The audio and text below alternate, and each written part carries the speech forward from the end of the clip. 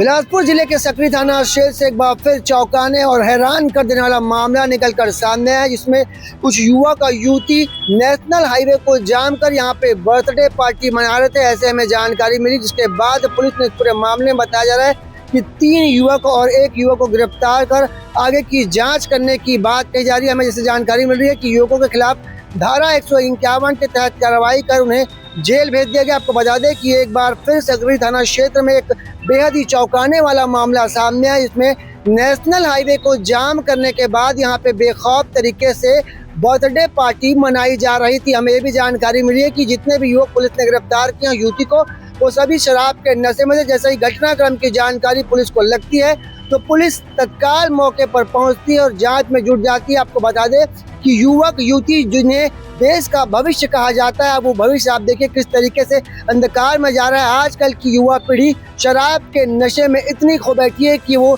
नियमों को बेखौफ उल्लंघन किया जा रहा है। सकरी में एक नेशनल हाईवे को रोककर यहाँ पे बर्थडे पार्टी मनाना कहीं ना कहीं एक बड़ी वारदात को अंजाम देना। यहाँ पे लाखों वाहनों का आवागमन लगा रहता है, पर नेशनल हाईवे को यहाँ पे रोक कर बर्थडे पार्टी मनाई जाती है। बहरहाल इस पूरे मामले में पुलिस तत्काल एक्शन में आती है और आरोपियों को गिरफ्तार कर आगे की जांच और कार्रवाई करने की बात कही जा रही है। आइए जानते हैं पूरे मामले में एडिशनल एसपी पंकज पटेल का क्या कुछ कहना है।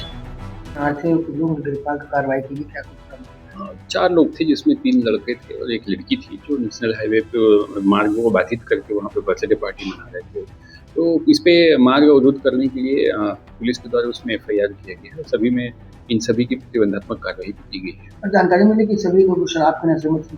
हाँ, शराब के नशे में थे, तो उनमें 185 की धारा भी मोटर व्हीकल एक्ट की धारा जोड़ी गई। तो क्या कुछ कहना चाहेंगे ऐसे युवाओं?